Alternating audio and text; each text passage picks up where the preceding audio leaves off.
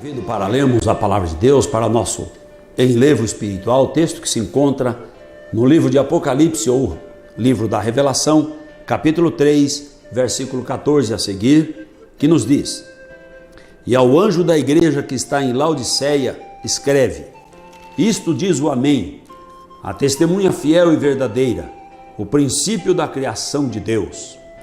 Eu sei as tuas obras, que nem és frio nem quente. Tomara que foras frio ou quente. Assim, porque és morno, não és frio nem quente, vomitar-te-ei da minha boca. Como dizes, rico sou e estou enriquecido e de nada tenho falta, e não sabe que és um desgraçado e miserável e pobre e cego e nu. Aconselho-te que de mim compres ouro provado no fogo, para que te enriqueças, e vestes brancas, para que te vistas, e não apareça a vergonha da tua nudez, e que unjas os olhos com colírio, para que vejas. Eu repreendo e castigo a todos quantos amo. Sê, pois, zeloso e arrepende-te. Eis que estou à porta e bato. E se alguém ouvir a minha voz e abrir a porta, entrarei em sua casa, e com ele cearei, e ele comigo. E ao que vencer, lhe concederei que se assente comigo no meu trono, assim como eu venci e me assentei com meu Pai no seu trono. Quem tem ouvidos, ouça o que o Espírito diz às igrejas. Amém. Prezado amigo e irmão, temos lido a 7ª carta escrita para a igreja de Laodiceia. Laodiceia, que era uma cidade rica, que segundo alguns relatos históricos foi destruída, e os próprios cidadãos puseram-na em pé porque eles eram ricos. E na sua riqueza, na sua ostentação, eles puseram-se a confiar em si mesmos e afastaram-se de Deus. E aqui o Senhor trata com 7 tempos da igreja, 7 períodos da igreja. E esse período, esta era de Laodiceia, que tem também como tradição defender os seus direitos e falar dos seus direitos. Laodiceia representa o direito dos povos, representa um período em que todos os povos estariam focados em seu próprio direito, em si mesmo. E você sabe que o ser humano precisa de Deus, mas como ele precisa de Deus e ele está focado em seus direitos, em satisfazer o seu eu, aí ele não consegue nem estar aprofundado no pecado, no mundo, abandonar e descrer totalmente em Deus. Mas também não consegue se prender a Deus e deixar o mundo totalmente. O tempo de Laodiceia representa um período de igreja morna, um período em que o povo estaria com o evangelho na mão, falando do nome de Deus, falando do evangelho, mas não vivendo uma vida de renúncia e de prática do evangelho totalmente. É o tempo em que nós estamos vivendo. Muitos dizem: não, a Bíblia é muito bom, Jesus é bom, mas a gente não pode ser fanático. Porque se for fanático, aí deixa de ser morno. Então as pessoas nesse tempo de Laodiceia, e que é por coincidência o tempo em que vivemos, estaria como diz no jargão popular, com os pés em 2 canoas. Ou um olho nas coisas de Deus e um olho nas coisas do mundo. Quantas pessoas estão pregando o evangelho, mas carregando o mundo consigo? Não são poucos lugares aonde se reúne para pregar o evangelho, falar do evangelho, e o povo se põe a dançar, a pôr lâmpada a piscar. E aí o povo começa a fazer rave evangélica. Cada um faz o que quer. Afinal de contas, estamos na era de Laodiceias, o direito dos povos. Deus não está impondo sobre ninguém nada. A pessoa é livre para escolher o que ela quer fazer, a maneira que ela quer viver. Tantos direitos que vem aí a lei, não do Brasil, do mundo inteiro praticamente, validando opção de pecado que é contrária à palavra de Deus, mas a lei está lá para validar, para dar apoio, porque a pessoa tem direito de fazer o que ela quer com o seu corpo, de escolher o tipo de vida que quer. A Bíblia diz que Deus criou homem e mulher, mas o ser humano nessa era de Laodiceia, ele acha que ele pode escolher uma outra opção. Quem vai proibir? Ninguém, porque aqui o Senhor diz assim para escrever para o anjo, aquele que é fiel testemunha, o Amém. Ele manda escrever e diz assim: eu sei das tuas obras. Deus conhece. E Deus sabe as obras em que esses dias o povo tem praticado. Em nome do Evangelho, em nome de Deus, em nome da sociedade, em nome de uma liberalidade, de uma liberdade que se torna libertinagem, em nome do direito de fazer o que quer do seu corpo, em nome de defender o seu próprio eu.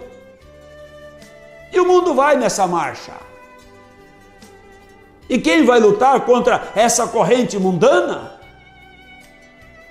Quem vai deter esse mundo? O mundo marcha a passos largos para o abismo. Mas nesse tempo, essa influência mundana tem chegado na igreja. E a igreja, que é a noiva do Cordeiro, santa, ataviada para encontrar com o noivo, zelosa em santidade, em temor, em obediência, estrita e incondicional à palavra de Deus,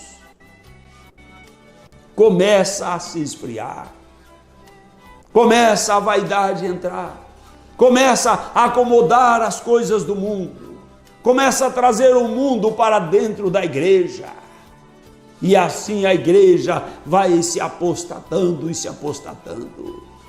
Chega ao ponto de que diz aqui a palavra do Senhor: eu conheço as tuas obras, que não és frio, não vive na feitiçaria, na idolatria, não vive uma prática totalmente mundana, não é frio, não tem a opção feita conscientemente para a vida de pecado. Mas ele diz assim: mas também não é quente, também não tem uma decisão consciente de vida de santidade, de temor, de zelo e de obediência. Aqui o Senhor fala de um povo que costuma vir, igual ele disse para o profeta Ezequiel: esse povo vem diante de ti como costuma vir, e ouve, pede a palavra, e ouve a palavra,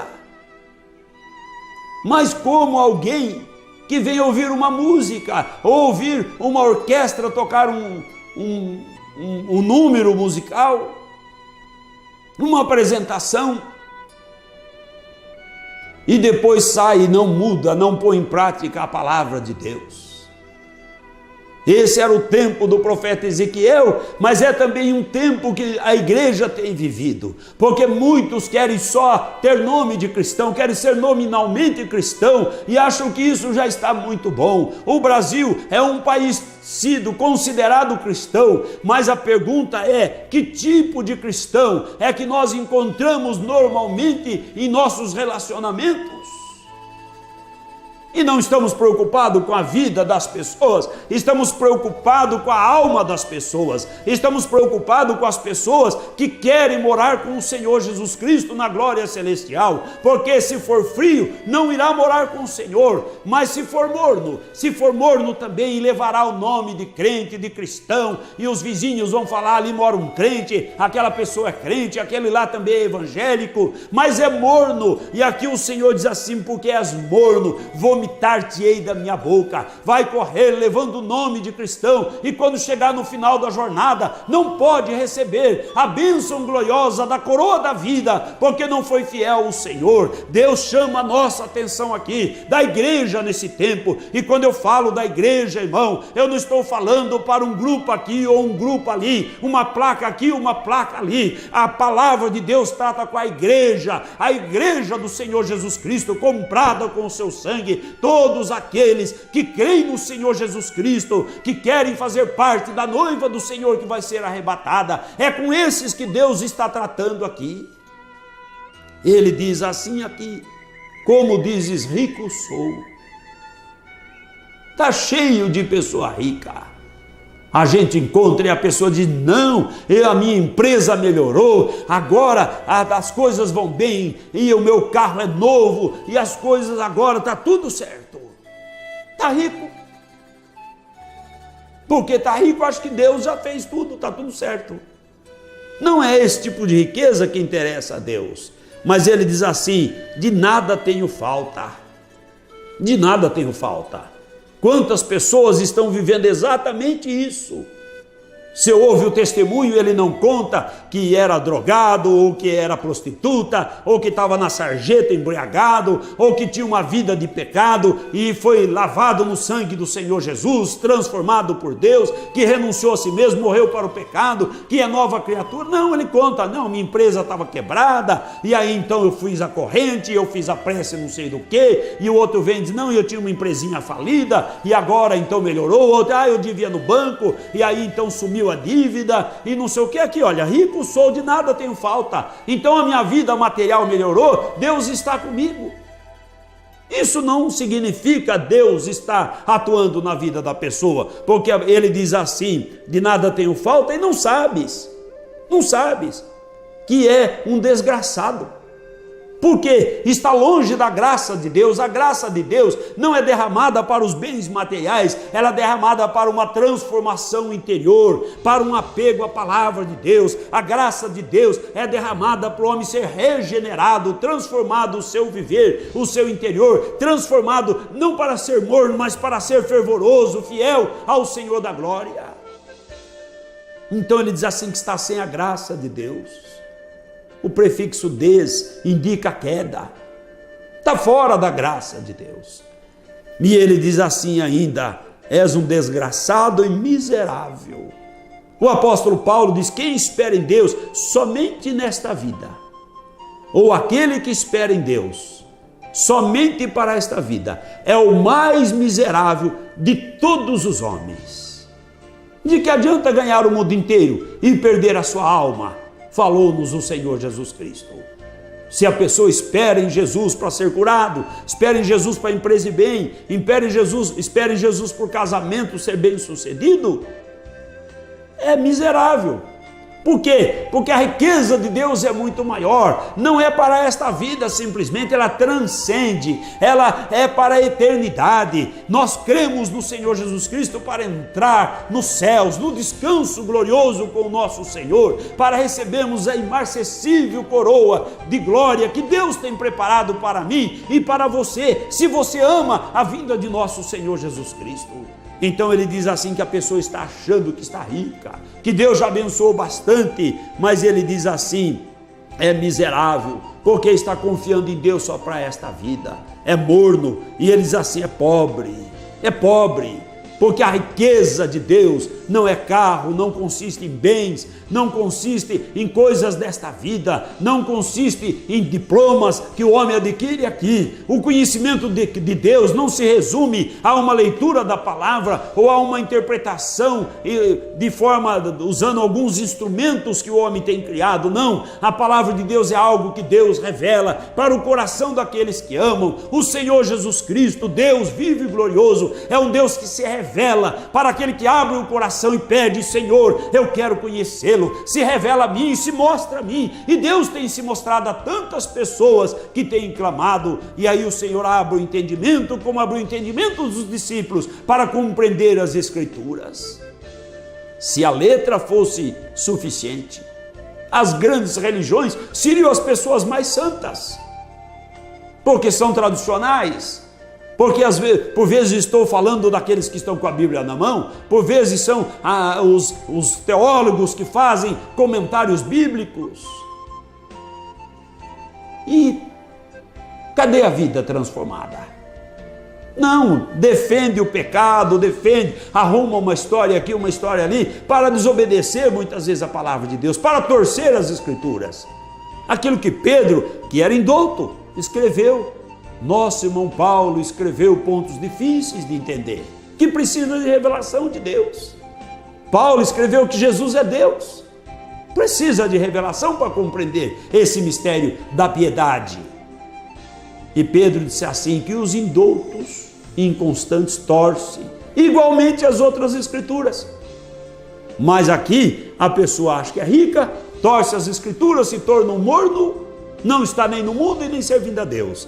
E ele diz assim: mas aconselho-te, é cego porque não tem a revelação, e é nu porque não está revestido da couraça da justiça. E ele diz assim: aconselho-te que de mim compres ouro provado no fogo, para que te enriqueças. Esse ouro provado no fogo é a qualidade da vida do cristão. O cristão é como ouro provado no fogo. Aconselho-te que renuncie tudo, firme na fé, e passe pelas provas. Deixa Deus refinar o seu ouro, seja um ouro refinado no fogo, provado no fogo do desprezo que o mundo dá para aquele que quer andar na presença do Senhor Jesus Cristo de verdade. E ele diz assim, que para que te enriqueças, vestes brancas, que são a justiça, para que te vistas e não apareça a tua nudez. A pessoa acha que está muito protegida, muito coberta, mas o dia que soar a trombeta, que os fiéis entrarem para a glória do Senhor Jesus Cristo, aqueles que forem mornos serão lançados fora, então se manifestará a sua verdadeira condição. Mas aquele que se reveste do novo homem, se reveste da graça de Deus, se despe do velho homem, morre para o mundo, para si mesmo, para o pecado, e se reveste desse homem interior, do poder de Deus, da graça do Senhor Jesus Cristo, para andar em novidade de vida, naquele dia não será achado nu diante de nosso Senhor. Mas ele diz assim, e que unjas os olhos com colírio do Espírito Santo, porque o Senhor Jesus Cristo disse que o Espírito Santo vem para guiar cada um dos fiéis de Deus em toda a verdade da palavra. Admiro-me de quando a pessoa fala que recebeu o Espírito Santo, e esse Espírito que ela diz que recebeu, diz que é santo, não a guia na palavra de Deus. Como pode ser? Se o Espírito Santo é quem inspirou e deu a palavra para ser escrita. E agora a pessoa diz que está cheia do Espírito Santo para andar na desobediência, para ser morno? Alguma coisa está errada. E não é na Bíblia, nem é no meu Senhor. É nesse mundo que nos rodeia. E que você deve tomar cuidado para não ser contaminado com essa frieza que deixa o cristão morno. Porque pelo menos o frio, ele fez a opção de aproveitar o mundo aí. Vai para a condenação, mas aproveitou aqui 40 anos e vai na eternidade de condenação. Mas optou. O duro é a pessoa que engana a si mesma. Acha que vai e não vai, aí é ruim. Então quem quer servir a Deus, seja cristão genuíno, verdadeiro, com toda a integridade, obediência, zelo, temor e santidade, para ser, como diz aqui a palavra do Senhor. Mas ele diz que nesse tempo, veja na leitura, ele diz: eu estou à porta e bato. Que porta o Senhor está a bater? A porta da igreja, a igreja da era de Laodiceia, a igreja desse tempo, no sentido de igreja geral. Onde está o Senhor? Do lado de fora, a bater, a querer um espaço dentro das igrejas, mas ele não tem encontrado. Mas ele diz assim, então ele trata individualmente: mas aquele que ouvir, que abrir a porta, aquele que ouvir a minha voz, já que a igreja como um todo quer ser morna ou será morna e a palavra de Deus vai se cumprir, ele então chama individualmente: mas aquele que ouvir, que der crédito, abrir o coração, eu entro na sua vida, cearei com ele e ele ceará comigo, louvado seja o nome do Senhor, e ele vencerá e poderá assentar-se também no trono da vitória, louvado seja Deus. Nós esperamos que você tenha esse lugar de vitória com o Senhor Jesus Cristo. E não é difícil, porque é só renunciar ao mundo, o pecado, 100%, sim, e estar 100% voltado para o Senhor Jesus Cristo. Não ser um crente ou um cristão nominal, mas ser aquele real, verdadeiro, aquele que morre pelo amor do Senhor Jesus Cristo. E às vezes a pessoa: não, eu morro, estou pronto a morrer, mas não consegue renunciar a um pecado, uma vaidade, uma coisinha qualquer do mundo já atrai a pessoa. Que eu nesta tarde possa estar falando com muitas pessoas, mas que nenhum dos meus queridos telespectadores seja incluído dentre esses mornos, porque será muito triste. Mas que todos os meus amigos e irmãos que me assistem possam ter no coração esse propósito de ser fervoroso no espírito e na obediência do Senhor, se revestindo desse poder, desse ouro glorioso, desse azeite bendito e dessa justiça maravilhosa do Senhor Jesus Cristo. Que Deus abençoe a sua vida.